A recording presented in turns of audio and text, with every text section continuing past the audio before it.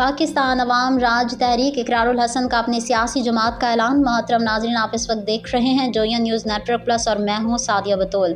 پاکستان کے عام لوگ اس پارٹی کے مالک ہوں گے۔ میں اللہ اور اس کے رسول کو حاضر و ناظر جان کر عہد کرتا ہوں، میں کوئی سیاسی، حکومتی یا سرکاری عہدہ نہیں لوں گا۔ اینکر پرسن کا لانچنگ تقریب سے خطاب۔